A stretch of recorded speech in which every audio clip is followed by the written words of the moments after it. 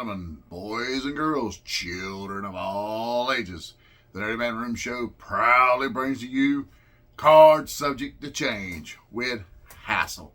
And as you can tell, we got a styling and profiling edition this week as we dive into the great unknown of what if the Four Horsemen joined the WWF in 1991. So for those of you who may or may not know, Vince, within a few year period there, he had the epitome of what was the greatest symbol of the Four Horsemen, as in 88, 89, and 90, he had Barry, he had, as the Widowmaker, he had Arn and Tully, and I think they both left, they all three left around late 89, early 90. Then in, summer of 91, he got Rick. If things had worked out just a little differently, he'd have had them all at the same time. So what if? What if he did have them all at the same time? Let's dive into that.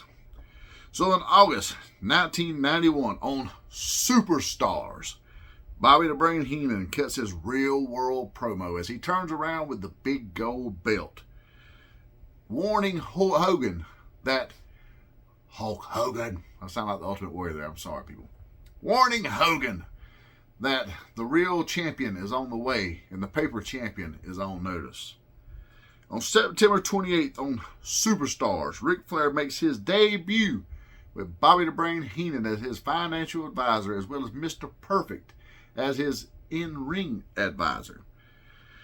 He beats some ham and egger, beats him pretty easy. Traditional Flair promo afterward declares that the WWF is on notice as the real world's champion is finally here. Tells Hogan, Paper Man, you're on notice. Woo! On All American Wrestling, Hot Rod Rowdy Roddy Piper stands up to Flair and challenges Flair for him to find three men, and that he would also find three men for a match at the Survivor Series. Flair just kind of laughs at Piper, telling him, I know three men. And Hot Rod, you brought this on yourself, because at Survivor Series, it is your Judgment Day. On Superstars, at the Funeral Parlor, Paul Bearer used to run a little show every now and then called The Funeral Parlor. Ric Flair is the guest on there. And as he is the guest on there, he's running Roddy Piper down and the old immortal Hulk Hogan, when out of nowhere, the Hulkster's music hits. Now this place, the roof would blow off of it. As Gorilla would say, this place is bananas. The Hulkster would come down there, finally being face to face with Ric Flair on national television for the first time. Let me tell you something, Nature Boy. But before he could get much further, out of the coffin comes The Undertaker, choke slamming the Hulkster. Now Flair and then The Undertaker put them fangs on the Hulkster until he gets a save from Hot Rod Roddy Piper, as well as Sid Justice. Now Sid and Flair had quite the history before this. Does it come back into play later on? What if? At the Survivor Series. I love saying that, how Vince used to say it.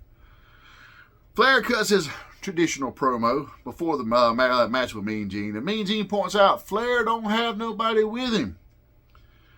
Speculates that Flair don't even have a team. Well, out of nowhere, Flair's smile turns serious. Don't be worried, because it's Judgment Day, Piper. Behold the pale horse, and the man on him was Death.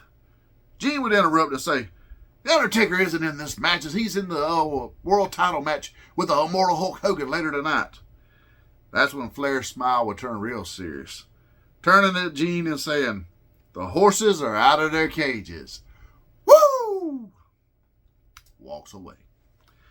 So Team Piper would consist of the Hot Rod Roddy Piper, Intercontinental Champion Bret the Hitman Hart, the British Bulldog Davey Boy Smith, and the Texas Tornado Kerry Von Erich. Yes, I did swap Virgil for Texas Tornado because, let's just be honest, people, it's Virgil. Yeah. Monsoon would hype up this team tremendously. Now Flair's music would hit, and out would come Mr. Flair with Mr. Perfect and Bobby "Ya Brain" Heenan. But he's all alone. At this point, Gorilla would start speculating. He don't have no team. And Brain would say, but wait. Out of nowhere, Flair turns around and Arn and Tully come out first. Now, Gorilla would blow his gasket at this point going, that's the former tag team champions. That's the Brain Busters. Then they motion for one more. And out comes the Widowmaker, Barry Windham. At this point, Bobby the Brain would scream, the Four Horsemen are in the WWF. Now, the Horsemen would show that they are still a well-oiled unit at this point, as they quickly eliminate the Bulldog and Von Erich. Now, Bret and Piper, they fight for a while, and they do pretty well for themselves. However, Horsemen get the dub. All four members stand tall after the match. When Arn looks at the guys and throws the fingers up. Next thing you know, all four guys have the fingers in the air. Now, later in the night, Flair still helps The Undertaker defeat the immortal Hulk Hogan for his first ever WWF Championship. Now on Superstars, the Horsemen with the Brain come out for a promo with Vince. Bobby tells the humanoids a picture is worth 1,000 words, and the look on Team Piper's face was priceless. Tully says it's time to remind the WWF just who the hell they are. And LOD, we're coming for your tag team titles at the Royal Rumble. Now, Undertaker, he's going to win at Tuesday in Texas. We're not doing a boy like this. We are not doing oh, you got me, brother, and giving the Hulkster the belt back. Not happening. Taker, you win at Tuesday in Texas. You're going to hold this title for just a little while here. Giving him a solid run with the belt for the first time versus that 2 or 3 week deal he got before. Now, the Horsemen would dominate over the next few weeks leading into the Royal Rumble. At the Royal Rumble, the Brain Busters would regain the tag team championships against LOD with the help of Barry Windham when Mr. Perfect has the ref distracted. It's the Horsemen, people. That's how we do things. Now, Flair would win the Royal Rumble later in the match, gaining a WWF Championship match at WrestleMania against the winner of the WWF title match later in the night, with the Undertaker as the WWF Champion versus the immortal Hulk Hogan getting his rematch at Royal Rumble. Now, in the main event, the Hulkster would regain the WWF Championship, setting up a champion versus champion match at WrestleMania. Now, on Wrestling Challenge, the Four Horsemen would celebrate winning the Royal Rumble and the tag titles. Flair would tell Hogan his days are numbered, as the real champion will make that paper championship Hogan holds mean something in just a few weeks. On Superstars, the Horsemen. Man, I'm gonna Ultimate Warrior up this thing the whole time with Hulk Hogan. The Horsemen jumped the number one contender for Piper's Intercontinental Championship, Bret the Hitman Hart, sidelining him. So on Primetime Wrestling, Piper challenges Barry Windham to take Bret's place at WrestleMania and states that he wants to avenge the wrong the Horsemen did to hurt Hart. Bobby the Brain Heenan would happily accept on behalf of Barry. On Superstars, 3 weeks before WrestleMania, the Horsemen jumped Hogan, injuring. He would be in an interview with Mean Gene Okerlund. They would injure the left knee, damaging it severely. The next week, Jack Tunney, President Jack Tunney, will update the WrestleMania status of Hogan, declaring that the Hulkster has signed off on a disclosure stating that he will compete despite being injured at WrestleMania in just 2 weeks. Moving into WrestleMania 8, April 5th, 1992. Arn and Tully successfully defend the tag team titles against Hacksaw Jim Duggan and the Big Boss Man. If you're ever down in Georgia, cross that Cobb County line, you better respect the law or you'll do hard time. If you don't like that, man, that's just great 80s theme music there. The Intercontinental Champion, Hot Rod, Rowdy Roddy Piper, would come to the ring with Bret Hitman Hart. versus Barry Windham with Mr. Perfect. Now, this would be a hot match as Piper looking really good against Barry Windham. Barry was a hell of a hand. He could make Piper shine. Piper gets distracted when Barry floors the still injured Hart, allowing Perfect to hit him with the Intercontinental Championship. Barry rolls him up, gets the win with a KO'd Piper for the 1, 2, 3. And new Intercontinental Champion, Widowmaker Barry Windham. Man, the Fink was great, wasn't he? In the main event, WWF Champion versus the real World's Champion, Ric Flair. Now, I'm going to be honest, people. When I was doing my research for this, I had a hell of a time finding a picture of these two during that era where they both had their belts. It was hard. The best I could do was this black and white image. I'm sorry. Vince really screwed the pooch by only having a handful of house show matches with these two, and then later giving us Hogan and Justice. But at least Flair and Macho was good during that era. Now, Flair, the crowd will be 100% behind the Hulkster, because let's face it, it's that era right there. Hulk done no wrong. Now later he does plenty wrong, but back then he didn't do no wrong. So the crowd will be super behind him, as Flair would also have nuclear heat. Now, Flair would use every trick in the book. Now, the Hulkster's got the power. Flair's got the dirt. He'd use every trick in the book against the Hulkster. Windham comes down at one point, but Piper fights him to the back of the locker room. Hogan points and plays to the crowd at this point, but Perfect has the ref distracted. Flair uses brass knuckles on the Hulkster. Hulk is KO'd. Flair slaps the figure 4 on Hogan, and while the ref is coming around to check, he thinks that the Hulkster is out from the pain of the figure 4. And new WWF Champion, Ric Flair. Woo! Monsoon would call this a travesty of justice. Now, primetime wrestling. The Brain and Gorilla would have the 4 Horsemen on with Mr. Perfect. The Horsemen standing tall with all the gold. The Brain would declare Hulkamania is dead. Long live the Horsemen. Now, if you know, the Hulkster did go away after this for quite some time. So he doesn't return until pretty much the next year at WrestleMania. On All American Wrestling, President Jack Tunney declares that Flair would defend the WWF Championship at SummerSlam against the Ultimate Warrior, Hulk Hogan. Also, Windham would defend the IC Championship against the British Bulldog there in Britain. And the Brainbusters would defend against Savage and Hart. Then we get an epic build into SummerSlam as the Horsemen continue to dominate each week.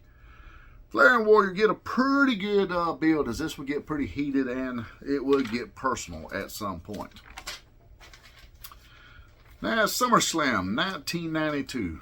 WWF Tag Team Championship match. Now, Hart and Savage versus the Brainbusters. They'd have some minor miscommunications during the beginning of the match there, but however, Savage and Hart will work pretty damn well as a unit. Savage hits the elbow on Tully and tags Brett, who locks on the sharpshooter. But before Tully could tap, Arn hits Brett with the title, resulting in a DQ. Champs retain. Now, if you know a lot about what went on back then, we got a lot of disqualifications, a lot of count-out victories. That's how the heels held their titles a lot during that era. However, in the Intercontinental Championship match, Barry Windham versus the British Bulldog. Massive reception for the hometown hero. These two put on a wrestling clinic back and forth, but Bulldog pulls out the win and gets the title. But in the main event for the WWF Championship, Ric Flair versus the Ultimate Warrior. Now, Warrior gets the crowd pretty damn hot with his entrance. Massive heat for Flair. And despite Warrior's limited ability, Flair drives a solid match in this right here. Warrior looks pretty damn good with Flair selling. Warrior has it won at one point when Mr. Perfect once again draws the ref's attention.